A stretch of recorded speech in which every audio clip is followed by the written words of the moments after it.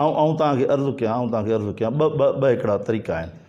हिकिड़ो तरीक़ो इहो आहे त पीपल्स पार्टी जी गवर्नमेंट ऐं उन पीपल्स पार्टी जे अंदरि संजीदा माण्हुनि जी हिकिड़ी का विंग ठहणु घुरिजे, इल्मु दोस्त सिंध दोस्त का विंग ठहणु घुरिजे। ऐं बिलावल भुट्टो ज़रदारी खे, आसिफ़ साहिब खे, आसफ़ा साहिबा खे, इवन मुराद अली शाह खे, जेके बि उनजा सीनियर माण्हू आहिनि कम जा, उन्हनि खे अपील थो कयां त रुॻो वॾेरनि भोतारनि ते न भाड़ियो, जेके 5-5 अरब घर मां जेको आहे सो जिन जे घरनि मां निकिरनि था ऐं तव्हांखे बि ख़्वार था कनि, सिंधी क़ौम खे बि ख़्वार था कनि, ऐं जेको आहे को तारीख़ में हुननि जो नालो निशान बि न रहंदो, रुॻो उन्हनि ते न भाड़ियो ऐं रुॻो उन्हनि खे ई सीटूं बि न ॾियो, रुॻो उन्हनि खे ई अॻिते न आणियो। पीपल्स पार्टी खे जागीरदारनि जी पार्टी न बणायो।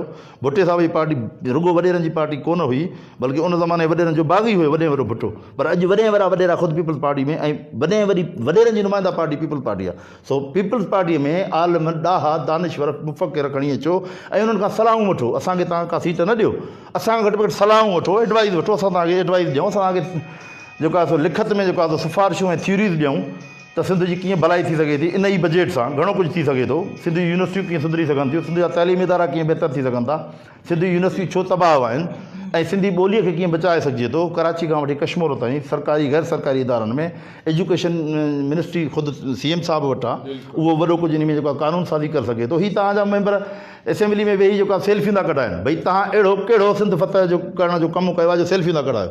थर में माण्हू जेको आहे मायूं जेको आहे बुख थियूं मरनि, नियाणियूं असांजूं, उहे जेको आहे सो तव्हां सेल्फियूं था कढायो असेंबली में। तंहिंजे करे अहिड़ा वॾेरा जेके हुजनि गैर संजीदा, गैर नज़रियाती, जाहिल क़िस्म जा वॾेरा, मां पलीअ साहिब खे हार्श ॿोली बि इस्तेमालु कंदुसि त जाहिल क़िस्म जा मजहूर वॾेरनि मां जान छॾायो। तव्हां हक़ीक़ी माना में सिंध जी नुमाइंदगी कंदड़ आहियो। ऐं क्लियर थो चवां त पीपल्स पार्टी खां अलावा सिंध जी नुमाइंदगी पार्लियामानी बुनियादनि ते त का पार्टी करे बि नथी सघे। इहा ई आहे वाहिद पार्टी।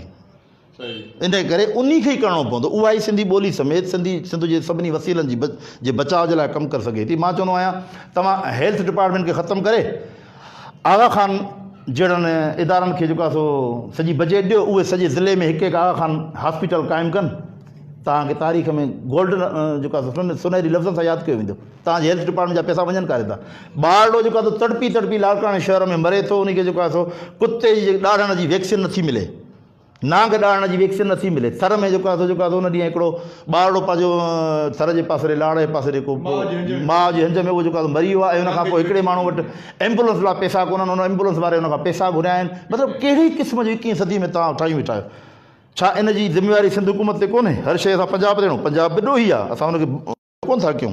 पर सवाल आहे त जेका बजट, यानी लतीफ़ साईं चयो तेसीं भॻो ई भेर जेसीं रतो रास्ते, बाबा जेसीं तव्हांखे आज़ादी मिले तेसीं भॻो ई भेर। हिन जेका बजट मिली अथव इन मां तव्हां कमु वठो। पीपल्स पार्टी इन बजट मां घणो कुझु करे सघे थी, जेकॾहिं उन वटि इनकलाबी माण्हू हुजनि, संजीदगी हुजे ऐं उहे करप्शन जो जेको जज़्बो न हुजे। इहो जज़्बो न हुजे त साजिद सुमरा जो कंगाल आहे, सुभाणे जेको आहे जॾहिं MP MLA या मिनिस्टर या सेनेटर थिए त ओचितो बसि करोड़ रुपए गाॾी ते चढ़ण जो हुनखे शौक़ु हुजे, बंगले में वेहण जो शौक़ु हुजे, पर न कमु करण जो शौक़ु हुजे, वतन ठाहिण जो शौक़ु हुजे। तारीख़ में तॾहिं ज़िंदा रहंदासीं। समूरा अख़्तियार उन्हनि वटि आहिनि, समूरा इदारा उन्हनि वटि आहिनि, इदारनि जा हू सरबराह आहिनि, पार्लियामेंट में वेठल आहिनि, बजट मुक़ररु मुख़्तस थियल आहे। जेकॾहिं संजीदगी ऐं ईमानदारीअ सां वठी हू इस्तेमालु कनि त खोड़ सारियूं शयूं बहितर थी सघनि थियूं। ऐं हिन वक़्तु बि पूरे हिन मुल्क जे अंदरि सिंध तालीम जे एतबार खां ई पोइते पियल आहे।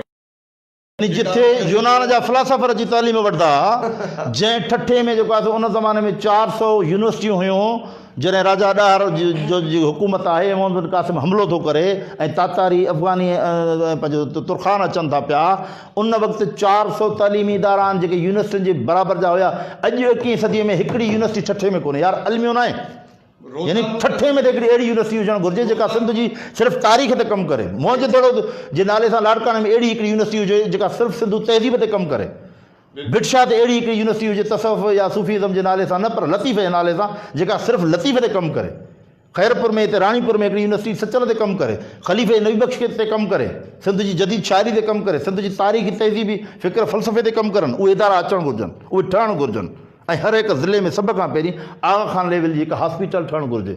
दिलि जे मरीज़ खे 10 खां 25 किलोमीटर ताईं माना हिकिड़ी जेको आहे सो अहिड़ी जेको आहे हॉस्पिटल अवेलेबल हुजे जिथे हुनजो दिलि जो जेको आहे सो आरज़ो जेको आहे सो उहो हल थी वञे। जीअं NICVD सखर ऐं खैरपुर में स्पेशली सखर जो मां नालो वठंदुसि त उहो जेको जेकॾहिं ठहियो आहे त इहो पीपल्स पार्टी जो बहितरीनु कमु आहे। मां हुनखे सल्यूट थो पेश कयां सखर में NIC वीडियो जेको हिननि जो क़याम आहे न साईं, उहो कमाल आहे, उहो तारीख़ी कमाल, उहो ब्रेक थ्रू आहे। ईअं तव्हां हर हिकु डिस्ट्रिक्ट हेडक्वार्टर खे जेको आहे फोकस कयो, हर हिकु डिस्ट्रिक्ट हेडक्वार्टर खे तव्हां हिकिड़ी अहिड़ी हिकिड़ी हॉस्पिटल लियो जंहिंमें जेको आहे सो कंहिं माण्हू खे जेको आहे सो दिमाग़ जो ब्रेन हेमरेज थिए थो, रग फाटे थी, त उहो घटि में घटि बची त सघे न। ख़ुदि मुंहिंजी अमड़ मुंहिंजो भाउ ॿई इन में मूंखां गुज़ारे विया, हलिया विया, छो त कराची ताईं जेसि ताईं वियासीं तेसीं रतु फैलिजी वियो। पर जे डिस्ट्रिक्ट हेडक्वार्टर में हिकिड़े कलाक जे अंदरि अहिड़ो इदारो हुजे त उहो माण्हू बची सघे थो। को वॾो मसइलो कोन्हे, दुनिया में कैंसर जो इलाजु मौजूदु आहे, दिमाग़ जी रग में दिमाग़ मां जेको आहे ऑपरेशन करे जेको आहे रतु छो नथी कढी सघिजे थी। त इहो पीपल्स पार्टी खे संजीदा थियणो पवंदो। उन जज़्बे त जेको लतीफ़ चयो तेसीं भॻो ई फेर, जेसीं रतो रास, जेसीं तव्हां आज़ादी वठो तेसीं भई कमु हलायो, तेसीं माण्हू भला फाका कशी ते वेंदा, बुख मरंदा या ख़ुदि कंदा, छा कंदा? इन्हनि खे जीअणो आहे हिते ई। न पर उन्हनि जी क़ौमी समाज जी ज़िम्मेवारी थिए थी, ज़िम्मेवारी आहे, उहो असांजा नुमाइंदा, एग्ज़ैक्टली ज़िम्मेवारी आहे। नुमाइंदा ऐं बजट मिले थी, तमामु वॾी बजट मिले थी, उहा बजट वञे करे ऐं पुछाणो थिए न।